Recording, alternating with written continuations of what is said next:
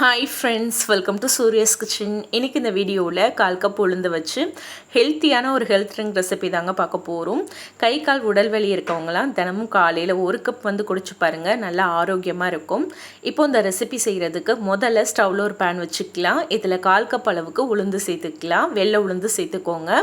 இப்போ இதை மீடியமான ஃப்ளேமில் வச்சுட்டு நல்ல ஒரு 5 நிமிஷத்துக்கு நல்லா வறுத்துக்கலாம். நல்ல வாசனை வரணும், அதே மாதிரி உளுந்தும் நல்லா செவந்து வரணும்.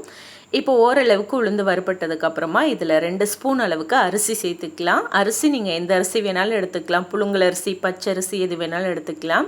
கூடவே 2 ஏலக்காய் வாசனைக்கு சேர்த்து நல்லா வறுத்துக்கலாம். அரிசியும் நல்லா பொரிஞ்சு வர வரைக்கும் வறுத்துக்கலாம். இப்போ அரிசி உளுந்து ரெண்டுமே நல்லா வறுபட்டு வந்துருச்சு, நல்லா செவந்து வந்துருச்சு. இப்போ ஸ்டவ் ஆஃப் பண்ணிவிட்டு ஆற விட்டுறலாம். இது நல்லா ஆறட்டும். இப்போ நம்ம ஸ்டவ்வில் இன்னொரு பாத்திரம் வச்சுக்கலாம். இதில் 3/4 கப் அளவுக்கு பொடிச்ச வெல்லம் சேர்த்துக்கலாம். வெல்லம் 1/4 லிட்டர் அளவுடைய கப்பில் தாங்க நான் அளந்து சேர்த்துருக்கேன். இது கூடவே 3/4 கப் அளவுக்கு தண்ணி சேர்த்துக்கோங்க. சேர்த்துட்டு வெல்லத்தை நல்லா கரைச்சி எடுத்துக்கலாம். வெல்லம் நல்லா கரைஞ்சா போதும். இதுக்கு பாகுப்பதம் தேவையில்லை. இப்போ வெல்லம் நல்லா கரைஞ்சதும் ஸ்டவ் ஆஃப் பண்ணி எடுத்து வச்சிடலாம். இப்போ ஒரு மிக்ஸி ஜார் எடுத்துக்கலாம். ஈரம் இல்லாமல் எடுத்துக்கோங்க ஜாரு. இப்போ இதில் நம்ம வறுத்து வச்சுருந்த அரிசி, உளுந்து, ஏலக்காய் இதெல்லாம் சேர்த்துக்கலாம். நல்லா ஆறின பிறகு சேர்த்துட்டு 5 நிமிஷத்துக்கு நல்லா அரைச்சி எடுத்துகிட்டு வந்துடலாம். நல்லா அரைச்சதுக்கப்புறமா இந்த மாதிரி ஒரு பவுலுக்கு மாற்றிக்கலாம். நல்லா நைஸாக அரைச்சிருக்கணும். இந்த பவுடரை நீங்கள் உளுந்த நல்லா வறுத்துட்டு அதிகமான குவான்டிட்டியில் கூட நீங்கள் மிஷினில் கொடுத்து அரைச்சி ஸ்டோர் பண்ணி கூட நீங்கள் வச்சுக்கலாம். எப்போல்லாம் நீங்கள் கஞ்சி செய்கிறீங்களோ அப்போல்லாம் இதை நீங்கள் எடுத்து யூஸ் பண்ணிக்கலாம். நான் இன்றைக்கி ஒரு 4 பேருக்கான அளவு சொல்லியிருக்கேன். இது நீங்கள் ஒரு நபருக்கு செய்கிறீங்கன்னா இந்த மாவுலேருந்து ஒரு 2 டேபிள் ஸ்பூன் அளவுக்கு மாவு எடுத்தாலே போதும். இப்போ இது கூட 1 கப் அளவுக்கு தண்ணி சேர்த்துக்கோங்க. தண்ணி சேர்த்துட்டு கட்டி இல்லாமல் நல்லா கரைச்சி எடுத்துக்கலாம். கட்டி இல்லாமல் நல்லா கரைச்சி எடுத்துக்கோங்க. இப்போ இந்த மாவு இருக்கட்டும். இப்போ நம்ம ஸ்டவ்வில் அதே பேனை வச்சுட்டு ஒரு 2.5 கப் அளவுக்கு தண்ணி சேர்த்துக்கலாம். அளவெல்லாம் கரெக்டாக சேர்த்து செஞ்சிங்கன்னா அந்த கன்சிஸ்டன்சி உங்களுக்கு கரெக்டாக வரும். இப்போ 2.5 கப் தண்ணி சேர்த்துட்டு தண்ணி நல்லா கொதிக்க ஆரம்பிக்கணும். தண்ணி நல்லா கொதிக்கும்போது ஸ்டவ்வை லோ ஃப்ளேமில் வச்சுட்டு நம்ம கரைச்சி வச்சுருக்க உளுந்தை உள்ளே சேர்த்துடலாம். உளுந்த அரிசி நம்ம அரைச்சி கரைச்சி வச்சுருந்தோம் இல்லையா, அதை நம்ம உள்ளே சேர்த்துடலாம். சேர்க்கும்போது இந்த மாதிரி நல்லா கிளறி கொடுத்துக்கிட்டே சேர்த்துக்கோங்க. அப்போ தான் கட்டி விழுகாமல் இருக்கும். இப்போ மாவெல்லாம் சேர்த்துட்டு நல்லா கைவிடாமல் கிளறிக்கோங்க. உளுந்து மாவுங்கிறதுனால அடியில் போய் ஒட்டிக்கும், அதனால் நல்லா கைவிடாமல் கிளறிக்கோங்க. இப்போ அதில் ஒரு சிட்டிகை அளவுக்கு உப்பு சேர்த்து மறுபடியும் நல்லா கலந்துக்கலாம்.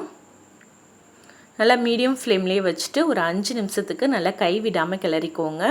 5 நிமிஷத்துக்கு அப்புறமா இந்த மாதிரி உங்களுக்கு கஞ்சி மாதிரி வந்திருக்கும். ஸோ இந்த கன்சிஸ்டன்சி வந்ததுக்கப்புறமா இதில் நம்ம ஏற்கனவே கரைச்சி வச்சுருந்த அந்த வெள்ளைக்கரசில் வடிகட்டி சேர்த்துக்கலாம். சுத்தமான வெல்லம்னா நீங்கள் அப்படியே சேர்த்துக்கலாம். வெல்லத்தை நீங்கள் அப்படியே அளந்து சேர்க்குறீங்கன்னா தண்ணியோடைய அளவை ஒரு கப் அளவுக்கு கூட்டி வைக்கணும் நம்ம கொதிக்க வைக்கும்போது. இப்போ வெல்லத்தை கரைச்சி சேர்த்துட்டு இதை நல்லா கலந்து விட்டுக்கலாம். ஒருவேளை வெல்லத்துக்கு பதிலாக நீங்கள் நாட்டு சக்கரை சேர்க்கிறதா இருந்தாலும் சேர்த்துக்கலாம். இப்போ அதை நல்லா கலந்து விட்டுறலாம். இந்த அளவு வெல்லம் இனிப்பு கரெக்டாக இருக்கும், கூடவெலாம் இருக்காது, கரெக்டாக இருக்கும். இப்போ வெல்லத்தோடு சேர்ந்து ஒரு 2 நிமிஷம் நல்லா கொதிச்சதுக்கு அப்புறமா இது கூட 1/2 கப் அளவுக்கு ஃப்ரெஷ்ஷான தேங்காய் துருவல் சேர்த்துக்கலாம். தேங்காய் துருவல் எனக்கு கொஞ்சம் பிடிக்குங்கனால கொஞ்சம் அதிகமாக சேர்த்துருக்கேன். அளவாக சேர்க்குறீங்கன்னா 1/4 கப் அளவுக்கு தேங்காய் துருவல் சேர்த்தாலே போதும். இப்போது இந்த தேங்காய் துருவல் கொஞ்சம் நல்லா வெந்து சாஃப்ட் ஆகட்டும். ஒரு 2 நிமிஷம் மட்டும் மீடியம் ஃப்ளேமில் நல்லா கொதிக்க வச்சுக்கலாம். கொதிக்க வச்சோம்னா நம்மளோட சூப்பரான கஞ்சி ரெடி ஆயிடும். இதை கஞ்சினும் சொல்லலாம், இல்லை உளுந்தம்பருப்பு பாயாசம்னும் சொல்லலாம், இல்லை ஹெல்த் ட்ரிங்க்னும் சொல்லலாம். குடிக்கிறதுக்கு ரொம்ப நல்லாயிருக்கும். நல்ல ஹெல்த்தியான ஒரு ரெசிபியும் கூட. காலையில் பிரேக்ஃபாஸ்ட்டு கூட செஞ்சு கொடுக்கலாம். அப்படி இல்லைன்னா டீ காஃபிக்கு பதிலாக குடிக்கிறதுக்கு கூட நீங்கள் செஞ்சு கொடுக்கலாம். கை கால் வலி, உடல் வலி இருக்கவங்க இல்லை பெரியவங்க எல்லாருமே குடிக்கலாம். ரொம்ப சூப்பராக இருக்கும். நம்மளோட ஹெல்த் ட்ரிங்க் சூப்பராக ரெடி ஆயிடுச்சு. சுட சுட சர்வ் பண்ணலாம்.